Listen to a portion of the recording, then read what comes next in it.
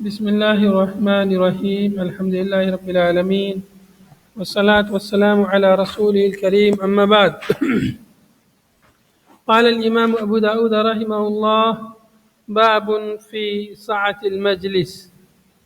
باب ہے مجلس کی کشادگی کے بارے میں، مجلس کو وسیع بنا لینے کا بیان اس باب میں ہے۔ مجلس یعنی بیٹھنے کی جگہ جس میں لوگ بیٹھتے ہیں۔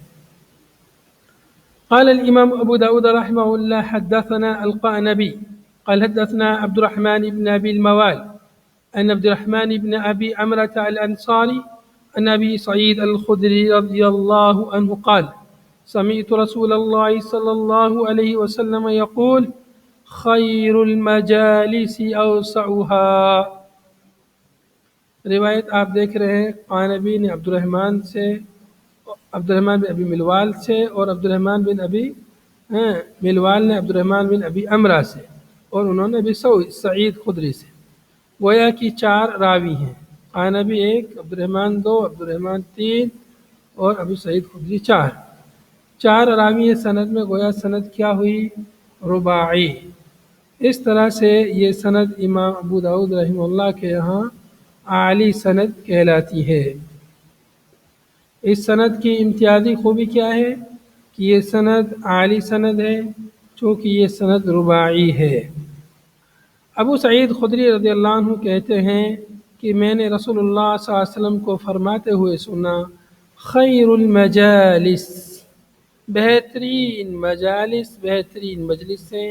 وہ ہیں اوسعها جو ان میں سب سے زیادہ وسیع ہیں یعنی کشادہ ہیں۔ بہترین مجلس وہ ہے جو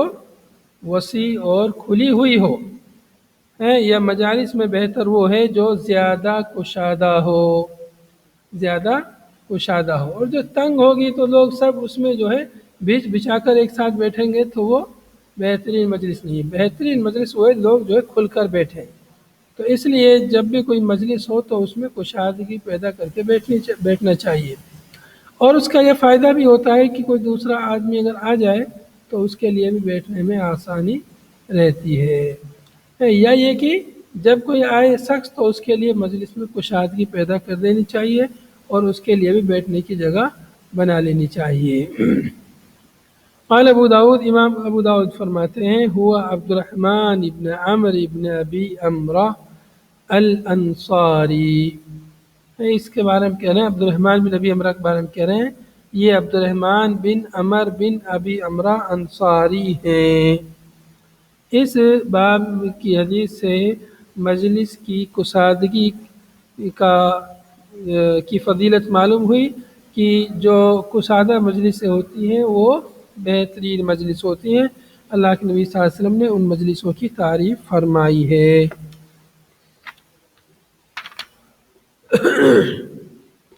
تو یہاں پر امام صاحب نے یہ قول ذکر کیا ہے، اس کا مطلب یہ ہوا کہ سند میں یہ راوی اپنے دادا کی طرف منسوب ہے، عبد الرحمن بن ابی عمرہ ہے، اور بیچ میں ان کے والد کا نام محذوف ہے۔ کچھ ایسے ہیں علماء بہت سارے جو ان کے باپ کے بجائے دادا کی طرف منسوب ہیں، جیسے امام احمد بن حنبل ہے، امام احمد بن حنبل وہ بھی اپنے دادا کی طرف منسوب ہیں، ان کا والد کا نام بیچ میں محذوف ہے، احمد بن محمد بن حنبل۔ ایسے یہاں بھی والد کا نام محذوف ہے، امام صاحب نے اس کو ظاہر کر دیا۔ اگلا باب ہے باب فی الجلوس بین الظل والشمس، باب ہے دھوپ چھاؤں میں بیٹھنے کے سلسلے میں۔ ظل سایہ، شمس یعنی دھوپ، شمس من سورج ہوتا ہے لیکن یہاں پر مراد ہے دھوپ، ظل کے ساتھ میں آیا ہے تو اس لیے مراد دھوپ ہے۔ تو سایہ اور دھوپ کے درمیان بیٹھنے کے بارے میں یہ باب ہے کہ بیٹھنا چاہیے کہ نہیں بیٹھنا چاہیے۔ قال الامام ابو داود رحمہ اللہ حدثنا ابن الصح ومخلد بن خالد قال حدثنا سفیان عن محمد بن المنكدر قال حدثني من سمع ابا هريرة يقول قال ابو القاسم اذا كان عهدكم في الشمس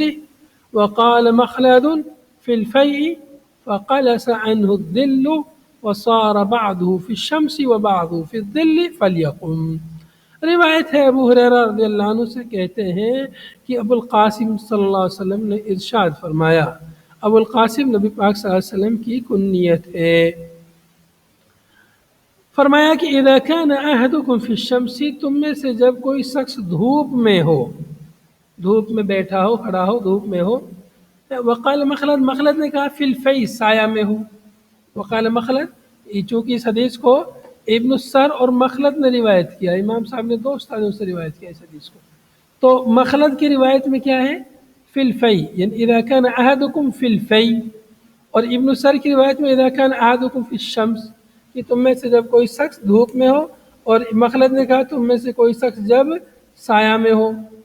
فقلص عنہ الظل، چنانچہ سایہ اس سے ہٹ جائے، فقلص عنہ الظل، سایہ اس سے ایک طرف سرک جائے، ایک طرف ہٹ جائے،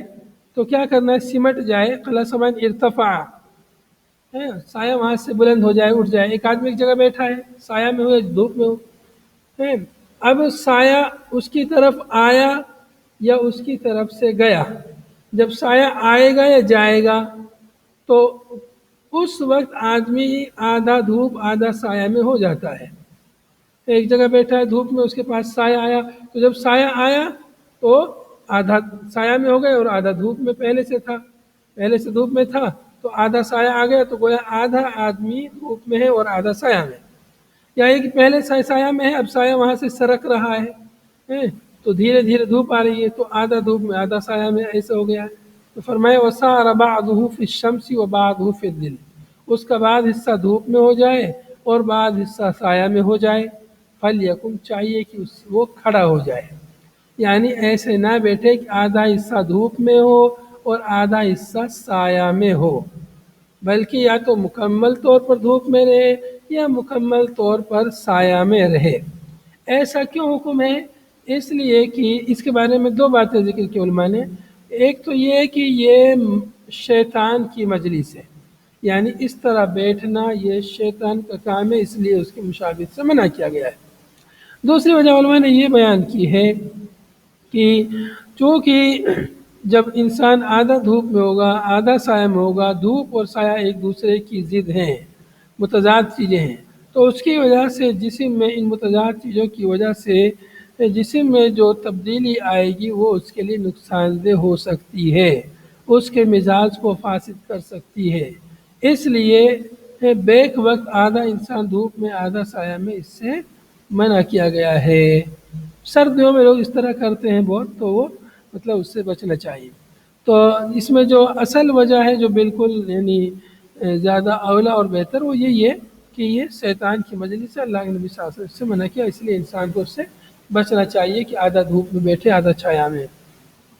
یا تو مکمل طور پر دھوپ میں رہے یا مکمل طور پر سایہ میں بیٹھے۔ اگلی روایت قال الامام ابو داؤد رحمہ اللہ حدثنا مسدد قال حدثنا يحيى عن اسماعيل قال حدثني قيس عن أبيه أنه جاء ورسول الله صلى الله عليه وسلم يخطب فقام في الشمس فأمر به فحول إلى الظل۔ روایت ہے قیس سے، وہ اپنے والد سے روایت کرتے ہیں کہ وہ آئے، ان کے والد آئے، رسول اللہ صلی اللہ علیہ وسلم اس حال میں کہ خطبہ دے رہے تھے، فقام فی الشمس، ان کے والد وہ دھوپ میں کھڑے ہو گئے۔ ان کے والد کا نام جو ہے ابن ابی قیس کے والد کا نام ابو حازم ہے، قیس ابن ابی حازم ہے، یہ قیس کا نام قیس بن ابی حازم، تو وہ اپنے والد سے روایت کر رہے ہیں ابو حازم سے، اور ابو حازم وہ جو ہے اوف ابن حارث کے یہ غلام تھے، یا یہ بھی کہا گیا ہے کہ ابو حازم ہی یہ جو ہے اوف بن عبد الحارث البجلی رضی اللہ عنہما ہیں، اوف بن عبد الحارث یا یہ کہ عبد اوف بن الحارث۔ تو ان کے والد یہ قیس کے والد ابو حازم وہ آئے، رسول اللہ صلی اللہ علیہ وسلم خطبہ دے رہے تھے، فقام فی الشمس، آ کے وہ دھوپ میں کھڑے ہو گئے، فامر به، چنانچہ آپ صلی اللہ علیہ وسلم نے اس کو حکم دیا کہ دھوپ میں نہ کھڑا رہے، شمس میں اس میں آج سایہ میں، فحول الی الظل، چنانچہ وہ سایہ کی طرف تحویل کر دیے گئے، یعنی منتقل ہو گئے، دھوپ میں نہ کھڑے رہے، اس لیے کہ دھوپ جو ہے نقصان پہنچا سکتی تھی، خاص طور سے عرب میں جو دھوپ ہوتی ہے وہ بہت خطرناک دھوپ ہوتی ہے، ہندوستان سے بھی زیادہ شدید وہاں پہ دھوپ پڑتی ہے، خاص طور سے گرمیوں کے دنوں میں۔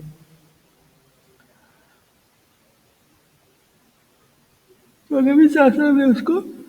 دھوپ سے سایہ کی طرف بلایا اور وہ سایہ میں آ گئے۔ تو اس سے معلوم ہوا کہ آدمی کو دھوپ کے بجائے سایہ میں بیٹھنا چاہیے، الا ہے کہ اس کو دھوپ کی ضرورت ہو، جیسے سردی میں تو دھوپ کی ضرورت ہوتی ہے تو اس میں بیٹھ سکتا ہے۔ باب فی التحلق، باب ہے تعلق یعنی حلقہ بنائے جانے کے بارے میں، مختلف حلقے بنا کر بیٹھنا، آدمی گول دائرہ بنا کے بیٹھ جاتے ہیں لوگ، تو وہی حلقے کے بارے میں یہ باب ہے۔ الجلوس حلقة الحلقة۔ قال الإمام أبو داود رحمه الله حدثنا مسدد قال حدثنا يحيى عن الأعمش قال حدثني المسيب بن رافع عن تميم بن طرفة عن جابر بن سمرة قال دخل رسول الله صلى الله عليه وسلم المسجد وهم حلق فقال ما لي يراكم إذين۔ روایت حضرت جابر بن سمرہ رضی اللہ عنہ سے کہتے ہیں کہ دخل رسول اللہ صلی اللہ علیہ وسلم المسجد، رسول اللہ صلی اللہ علیہ وسلم مسجد میں تشریف لائے، وہم حلق، اس حال میں کہ لوگ حلقہ بنا کر بیٹھے ہوئے تھے، حلقہ کی جمع، حلقہ بنا کر بیٹھے ہوئے تھے۔ آپ نے فرمایا فقال ما لی اراکم اذین، ما لی اراکم اذین، کیا وجہ ہے کہ میں تم لوگوں کو الگ الگ گروہوں میں ٹولیوں میں دیکھ رہا ہوں۔ اذین کا مطلب ہے متفرقین، اذین کا معنی ہے بکسر العین والساء، عین کے کسرہ اور زا کے کسرہ کے ساتھ اذین، متفرقین۔ مجھے کیا ہو گیا کہ میں تم لوگوں کو متفرق دیکھ رہا ہوں، الگ الگ، کچھ یہاں بیٹھے ہیں کچھ وہاں بیٹھے ہیں، جگہ جگہ متفرق ہو کے بیٹھے ہوئے ہیں۔ تو یہ بات گویا کہ نبی صلی اللہ علیہ وسلم کو اچھی نہیں لگی، ایک ساتھ بیٹھتے ایک مجلس میں تو زیادہ بہتر تھا۔ تو مختلف بیٹھنا، الگ الگ بیٹھنا یہ اچھی بات نہیں ہے، یہ اجتماعیت کی برکت سے محرومی کی دلیل ہے۔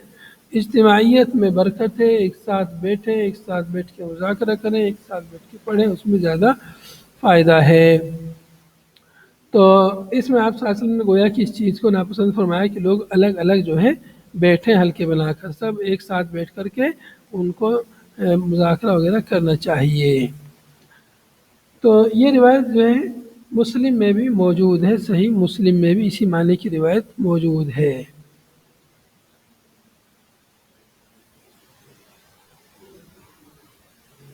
اگلا باب ہے، اگلی روایت ہے قال الإمام أبو داود رحمه الله حدثنا واصل بن عبد الأعلى عن ابن فضيل عن الأعمش بهذا قال كأنه يحب الجماعة، اچھی روایت ہے، وہی اسی جیسی روایت ہے، اس میں عامش نے کہا ہے كأنه يحب الجماعة، گویا کہ آپ صلی اللہ علیہ وسلم کو اجتماعیت پسند تھی، آپ صلی اللہ علیہ وسلم اجتماعیت کو پسند فرماتے تھے۔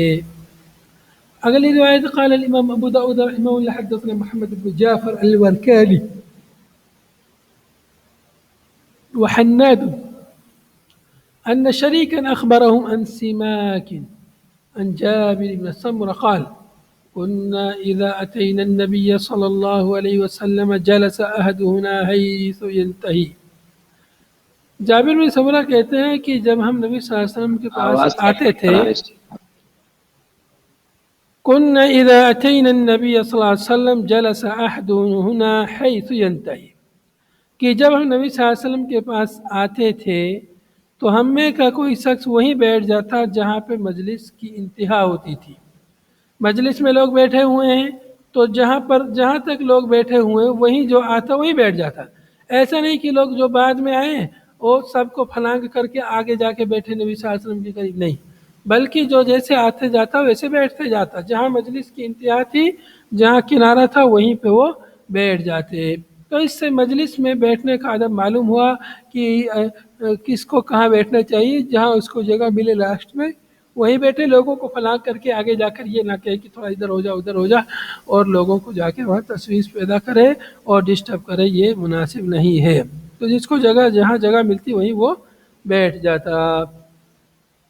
حیث انتہی مطلب حیث یصل، جہاں وہ پہنچتا وہیں پہ وہ بیٹھ جاتا۔ اگلا باب باب الجلوس وسط الحلقہ، وسط الحلقہ، باب ہے حلقہ کے بیچ میں وسط میں بیٹھنے کے بارے میں۔ اس سلسلے میں کیا حکم ہے؟ روایت ہے قال الامام ابو داود رحمہ اللہ حدثنا موسى بن اسماعیل قال حدثنا ابان قال حدثنا قتادة قال حدثني ابو مجلس عن حذيفة ان رسول اللہ صلی اللہ علیہ وسلم لعن من جلس وسط الحلقہ۔ روایت ہے ابو حذیفہ حضرت حذیفہ رضی اللہ عنہ سے کہ رسول اللہ صلی اللہ علیہ وسلم نے لعنت بھیجی اس پر جو حلقے کے وسط میں بیٹھے، حلقے کے بیچ میں بیٹھے۔ حلقہ لگا ہوا ہے، لوگ گول دائرہ بنا کے بیٹھے ہوئے ہیں اور کوئی آ کے بیچ میں بیٹھ جائے تو اللہ کے نبی صلی اللہ علیہ وسلم نے اس پر لعنت بھیجی ہے۔ حدیث یہ جو ہے ضعیف ہے، اس حدیث کی سند میں جو ہے ابو مجلس اور حذیفہ کے درمیان میں انقطاع ہے، ابو مجلس اور حذیفہ کے درمیان میں یہ انقطاع ہے۔ اور ایسے ہی یہاں پر قتادہ، یہ قتادہ بہرحال انہوں نے تحدیث کی ہے، قال حدثنی کہہ کے روایت کیا ہے، لیکن آگے ابو مجلس نے جو روایت کیا ہے ان کے ساتھ میں وہاں پر جو ہے ان کے درمیان انقطاع ہے، اس لیے حدیث کی سند پر امام البانی رحمۃ اللہ وغیرہ نے ضعیف کا حکم لگایا ہے۔ تو لعنت بھیجنے کی وجہ کیا ہے؟ اس لیے کہ یہ چیز جو ہے تکلیف کا باعث ہے، تکلیف کی وجہ سے لعنت، دوسرے لوگوں کو تکلیف دے کے فلاں کر کے جا کے بیچ مجلس میں بیٹھ جائے، پھر کچھ لوگوں کی طرف رخ ہوگا تو کچھ لوگوں کی طرف پیٹھ ہوگی اس کی، تو یہ بھی اچھی بات نہیں ہے، اس بنا پر یہ لعنت بھیجی گئی، لیکن حدیث جو ہے ضعیف ہے سند کے اعتبار سے۔ اگلا باب باب جی کوئی کچھ پوچھ رہا ہے؟ جی شیخ، اگر نماز کا جس طرح درس وغیرہ کا نہیں ہو تو پھر لوگ کیسے بیٹھنا چاہیے؟ حلقہ بنا کر پھر جہاں جہاں لوگ نماز پڑھے وہیں بیٹھ کے رہ جائے، پھر سٹ سٹ کر؟ نہیں، وہ الگ چیز ہے، جیسے نماز کے بعد درس جو جہاں بیٹھا ہے وہیں بیٹھا رہے، تو بہت سارے اللہ ہے کہ آواز نہیں آ رہی ہے، دور ہیں لوگ، تو پھر وہ قریب قریب آ کے بیٹھ جائیں۔ کچھ لوگ کہتے ہیں وہ جگہ نہیں، جگہ مت چھوڑیے شیطان گھس جائیں گے، اس طرح کی کوئی حدیث میں ذکر ہے؟ جگہ وہ ہے کہ نماز کے بعد آدمی اپنی مجلس میں جب تک بیٹھا رہتا ہے تب تک فرشتے اس کے لیے دعائیں کرتے رہتے ہیں، یہ فضیلت ہے۔ تو یہ فضیلت پانی ہے تو اسی جگہ بیٹھے رہیے، لیکن اگر آپ کو اسی جگہ بیٹھے رہنے کی وجہ سے درس نہیں سن رہا ہے تو پھر درس سننے کے لیے آپ کو وہ جگہ چھوڑ دینی چاہیے، اس لیے کہ علم کا سیکھنا ہے اس فضیلت سے زیادہ ہے جو وہاں پر مل رہی ہے، علم کی سیکھنے کی فضیلت اس سے زیادہ ہے، نفلی عبادتوں سے زیادہ ہے۔ تو اس لیے اگر ایسا ممکن ہے کہ علم کی فضیلت بھی مل رہی ہے اور وہاں بیٹھے رہنے سے ہمیں فرشتوں کی دعا کا مستحق بھی بن رہے ہیں، تب تو اسی جگہ بیٹھے رہنا چاہیے، اس جگہ نہیں بدلنی چاہیے۔ اور پھر جب نماز پڑھنی ہو، سنتیں پڑھنی ہو، تب تک جگہ بدلنے کا ذکر ہے کہ جگہ بدل کر نماز پڑھنی چاہیے۔ اگلا باب ہے باب فی الرجل یقوم للرجل من مجلسہ، باب ہے اس آدمی کے بارے میں جو کھڑا ہو جاتا ہے کسی آدمی کے لیے اپنی مجلس سے، اپنی کرسی سے، اپنی جگہ سے۔ کوئی آدمی بیٹھا ہے اپنی کرسی پر، کہیں پر بھی بیٹھا ہے، اور کوئی دوسرا آدمی آ جاتا ہے اس سے بڑا ہے یا جو اس سے بڑا عالم ہے وغیرہ، تو اس کے لیے کھڑا ہو جاتا ہے کہ آئیے آپ یہاں بیٹھیے، تو ایسا کرنا کیسا ہے؟ روایت قال الامام ابو داود رحمہ اللہ حدثنا مسلم بن ابراہیم قال حدثنا شعبة عن عبد ربه بن سعيد عن ابي عبد الله مولى آل ابي بردة عن سعيد بن ابي الحسن قال جاءنا ابو بکرة في شہادة، روایت ہے سعید بن ابو الحسن سے کہ ہمارے پاس ابو بکرہ آئے ایک گواہی کے سلسلے میں، یہی گواہی دینے کے لیے کسی چیز میں گواہی ان کو معلوم تھی یا وہ گواہ تھے تو ان کو گواہی کے سلسلے میں بلایا گیا تھا، تو وہ گواہی دینے کے لیے آئے تھے۔ فقام له رجل من مجلسی، جب وہ آئے تو ایک آدمی ان کے لیے مجلس سے، اپنی کرسی سے، اپنے بیٹھنے کی جگہ سے اس کے لیے کھڑا ہو گیا کہ آئیے آپ یہاں بیٹھی تشریف رکھیے۔ فابا، ابو بکر نے انکار کر دیا ان یجلس فی، کہ اس جگہ میں بیٹھے، کیونکہ وہ پہلے سے وہاں بیٹھا تھا تو اس نے اس کو مناسب نہیں سمجھا۔ وقال، اور فرمایا ان النبی صلی اللہ علیہ وسلم نہا عن ذا، کہ اللہ کے نبی صلی اللہ علیہ وسلم نے اس سے منع فرمایا ہے۔ نہا عن ذا، اس سے یعنی کہ آدمی اپنی کرسی سے کھڑا ہو اور دوسرے کو بٹھائے، سے منع فرمایا۔ ونہى النبی صلی اللہ علیہ وسلم ان يمسح الرجل يده بالثوب من لم يمسكه، اس سے منع فرمایا کہ آدمی اپنا ہاتھ کسی کے کپڑے میں پوچھے، اس آدمی کے کپڑے میں پوچھے جس نے اس کو کپڑا بھی نہیں پہنایا ہے۔ تو اللہ کے نبی صلی اللہ علیہ وسلم نے اس سے بھی منع فرمایا کہ آدمی اپنا ہاتھ جو ہے اس ہاتھ میں کچھ لگائے، کھانا وانا کھایا ہے، دوسرے کے کپڑے میں اس کو پوچھ دے، تو یہ چیز مناسب نہیں ہے۔ لیکن یہ حدیث کی سند جو ہے ضعیف ہے۔ اس حدیث کی سند میں ایک راوی ہیں ابو عبداللہ مولا آل ابی بردہ، یہ مجہول ہیں۔ یہ راوی کیا ہے؟ مجہول ہے، اس بنا پر حدیث کی سند کیا ہے؟ ضعیف ہے۔ البتہ یہ ہے